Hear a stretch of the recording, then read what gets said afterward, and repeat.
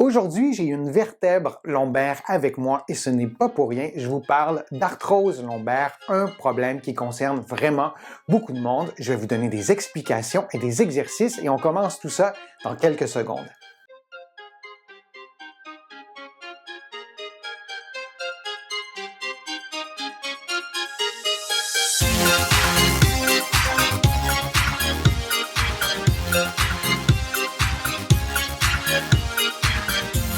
Je suis Denis Fortier. Si vous êtes nouveau ici sur ma chaîne YouTube, je vous conseille de vous abonner en cliquant sur le coin inférieur droit de l'écran. Je vous invite aussi à vous abonner gratuitement à mon infolettre en visitant mon site web, le www.denisfortier.ca. Maintenant, l'arthrose, c'est un problème qui concerne vraiment beaucoup de monde. Il y a des études qui démontrent que la prévalence de l'arthrose lombaire peut atteindre jusqu'à 60% dans certaines tranches de la population. Alors, c'est un sujet qui est d'une certaine façon préoccupant, mais il y a des choses à faire pour diminuer la douleur qui est causée par l'arthrose. Qu'est-ce que l'arthrose? C'est l'usure des cartilages et les cartilages, ce sont de petits coussinets qui aident, qui facilitent le mouvement et ces coussinets sont vraiment partie intégrante d'une certaine façon de vos os et sont situés à l'intérieur des articulations. Si on regarde de plus près une vertèbre lombaire, alors j'ai entre les mains une vertèbre lombaire. Vous voyez, au centre, il y a un petit trou. Ce trou permet à la moelle épinière de passer du bas de votre dos et de se rendre jusqu'à votre cerveau. Alors, c'est le système nerveux central qui se trouve à l'intérieur de chaque vertèbre en quelque sorte. Il y a aussi le corps vertébral qui est la partie qui est plus volumineuse, qui est située à l'avant et il y a l'autre partie de l'arc et on pourrait rentrer dans les détails de l'anatomie, ce qu'on ne fera pas aujourd'hui, mais je veux vous parler de l'articulation vertébrale. Je vais essayer de placer ma vertèbre pour que vous voyez et on voit qu'il y a un petit endroit qui est éloigné du corps vertébral et à cet endroit-là, la facette va s'articuler avec une autre vertèbre qui est au-dessus ou en dessous. Et il peut y avoir de l'arthrose à cet endroit-là et il peut y avoir aussi de l'arthrose, disons, à l'ensemble de la vertèbre. Et il y a une étude qui a été publiée cette année qui s'intéressait à l'arthrose lombaire et les liens avec la hernie discale. Et les chercheurs ont vraiment démontré qu'il y avait un lien direct entre les personnes qui avaient un niveau d'arthrose avancé, d'arthrose lombaire, avec le degré, disons, de détérioration du disque ou de l'avancée de la hernie discale. Alors, il y a un lien à faire entre la hernie discale et l'arthrose lombaire. Il y a maintenant une deuxième étude qui s'est intéressée aussi à l'arthrose lombaire et on y a démontré que l'arthrose lombaire était aussi associée, par exemple, à l'arthrose du genou. Alors, ce n'est pas quelque chose qui se fait, règle générale, de façon isolée. C'est souvent lorsque l'arthrose nous touche, l'arthrose est souvent un problème qui touche d'autres articulations. Les chercheurs de cette étude ont aussi évalué les facteurs de risque qui sont connus, mais là encore, on a démontré que l'âge est un facteur de risque, ça on le savait, puis on avance en âge de décennie en décennie. Le facteur de risque le risque d'arthrose, en fait, augmente et aussi l'indice de masse corporelle. Les personnes qui ont un indice de masse corporelle au-delà de 30 sont plus à risque d'arthrose, c'est-à-dire que les personnes obèses sont plus à risque d'arthrose. C'est toujours un sujet délicat lorsqu'on parle d'obésité, mais on sait que l'obésité, le gras, est un tissu qui sécrète des hormones et qui en quelque sorte augmente votre risque d'inflammation de bas niveau qui est aussi associé à l'arthrose. Alors, ce n'est pas uniquement une question de poids parce qu'on est plus pesant, on se dit que, bon, peut-être qu'on va user plus rapidement les articulations, mais c'est aussi, et j'allais dire surtout, lié au risque d'inflammation de bas niveau dans un contexte d'obésité.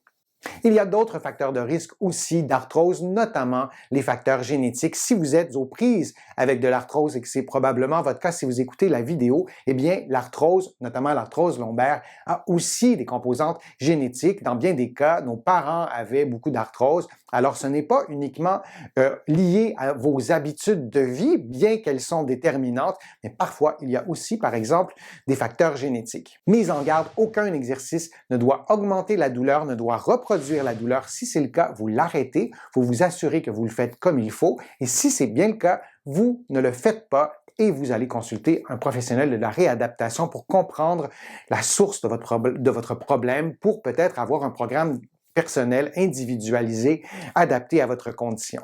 Maintenant, j'avais envie de vous montrer un exercice dans un contexte d'arthrose lombaire.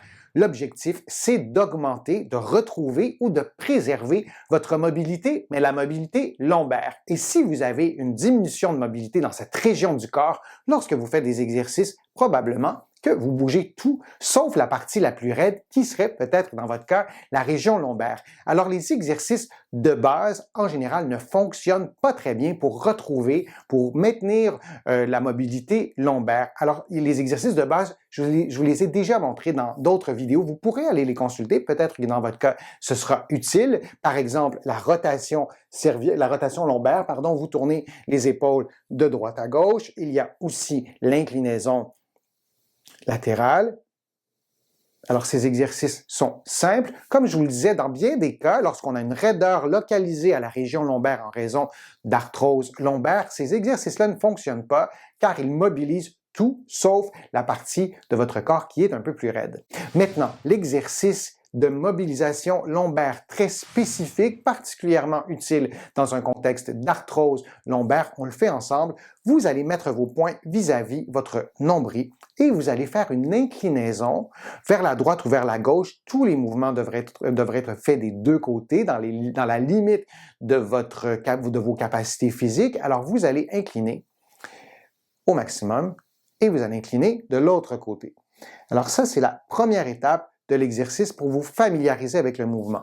Maintenant, vous allez distancer vos cuisses et idéalement, moi je suis sur ma table de traitement, mes pieds ne touchent pas au sol. Idéalement, vous allez être sur une chaise et vos pieds vont toucher au sol, alors ça sera plus facile de maintenir votre équilibre parce que le poids du corps est situé dans le tronc et lorsque vous allez faire l'inclinaison de la bonne façon, si vos pieds ne touchent pas par terre, vous allez peut-être être déséquilibré, ce qui va être mon cas probablement. Alors vous allez placer vos poings vis-à-vis le nombril et vous allez faire une inclinaison, mais vraiment l'axe de mouvement doit être vraiment au nombril et vous allez revenir. Vous voyez peut-être mes cuisses levées, comme je vous le disais, c'est que mes pieds ne touchent pas par terre, mais avec vos pieds par terre, ça va être beaucoup plus stable. Et vous inclinez de l'autre côté. Alors vous voyez, cette partie-là de mon corps reste droite. Alors je fais une inclinaison spécifique. C'est la première partie du mouvement complexe qu'on fait ensemble aujourd'hui. Ce qu'il ne faut pas faire, c'est la chose suivante. Alors vous allez incliner et vous allez incliner le reste de votre corps, notamment la région dorsale. C'est pas ce qu'on veut faire. On veut cibler le mouvement au niveau lombaire. C'est pas la fin du monde si vous bougez le haut du corps. Par contre, on veut vraiment s'assurer que la région lombaire bouge. Alors, si vous bougez le haut du corps, peut-être que vous allez avoir l'illusion de faire le bon mouvement et la région lombaire ne sera pas mobilisée et l'exercice sera inefficace. Alors ça, je vous l'ai dit, c'est la première étape du mouvement. On la refait ensemble. On va incliner et on va faire la moitié du mouvement. On n'ira pas jusqu'au bout, on va faire la moitié du mouvement et dans cette position-là, on va effectuer une rotation sans perdre notre inclinaison et on revient. On fait ça de l'autre côté. Si vous ne vous sentez pas, si vous ne voyez pas que c'est facile pour vous, vous sentez que vous avez un peu de difficulté, c'est normal, donnez-vous plusieurs jours même pour vous familiariser avec le mouvement. Vous pouvez le faire aussi devant un miroir, ça va vous aider. Alors on incline de l'autre côté, toujours en gardant cette partie vraiment bien droite. On ne veut pas avoir d'inclinaison ici. Et on ajoute une rotation. Et lorsque vous faites la rotation, si votre mobilité vous le permet, vous devriez voir presque le mur qui est derrière vous et vous revenez. Et on revient dans la position complètement neutre. Alors, une autre erreur que vous ne devriez pas faire, c'est d'incliner. Alors, jusque-là, tout va bien. Et c'est de tourner et en même temps, vous perdez l'inclinaison. Et lorsque vous détournez, eh bien, l'inclinaison est disparue. C'est pas ça qu'on veut. On veut maintenir l'inclinaison. Je vous le fais de ce côté-là. Donc, on incline, on tourne. Et ce qu'on ne veut pas faire, c'est que pendant que vous tournez, vous perdiez l'inclinaison. On veut rester incliné comme ça. Donc, on tourne, on détourne, on revient à la position neutre, mais on reste en inclinaison et on revient droit. Alors, c'est l'exercice. Vous allez en faire une dizaine de mouvements, c'est-à-dire que vous inclinez, vous tournez, je le fais un peu rapidement, vous revenez en position, vous détournez en fait, et vous revenez complètement en position neutre. Ça, c'est un mouvement. Vous en faites un à droite, un à gauche, et idéalement, vous en faites environ une dizaine de fois. Vous pourriez faire 3 séries. Maintenant, on a 5 vertèbres lombaires. Lorsqu'on a de l'arthrose lombaire, il est assez rare qu'on a de l'arthrose qu'à une seule vertèbre. Il y en a à plusieurs vertèbres. Alors, on veut s'assurer de maintenir une bonne mobilité à l'ensemble de ces articulations-là. Alors, on peut aller modifier l'angle d'inclinaison. Ça peut sembler difficile à faire. Vous ne le verrez pas beaucoup dans ma vidéo. Vous ne verrez pas beaucoup la distinction entre les deux mouvements. Mais si je fais une inclinaison très basse, je vais comme ça et je pourrais faire une inclinaison un peu plus haute et la faire comme ça. Alors, ce n'est pas exactement le même mouvement. Et si pour vous c'est difficile, placez vos poings un peu plus haut et faites une inclinaison dorsale basse.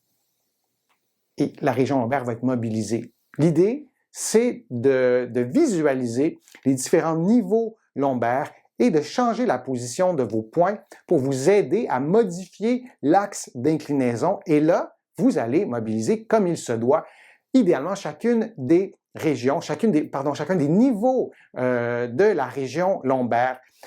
Ça peut sembler très pointilleux, mais c'est ça qui va fonctionner. C'est un peu comme si vous avez un problème d'épaule. Les exercices que vous faites, vous les faites avec l'articulation qui est en dessous, le coude. Mais vos vertèbres lombaires, alors il y en a une à L5, au 5e et dernier niveau, il y en a une à L4, mais c'est un peu comme si c'était le coude et l'épaule. Alors, on veut bouger chacun des niveaux lombaires. Ça, c'est vraiment indispensable. Un autre exercice que je vous montre, c'est un exercice de déviation du bassin. On va visualiser le mouvement du bassin, mais bien sûr, lorsque vous bougez votre bassin, la région lombaire aussi est mobilisée et on va le faire ensemble. Alors, vous le faites debout, cet exercice-là. Vous allez placer vos mains sur le bassin et vous allez dévier votre bassin de gauche à droite. Je vous montre ça.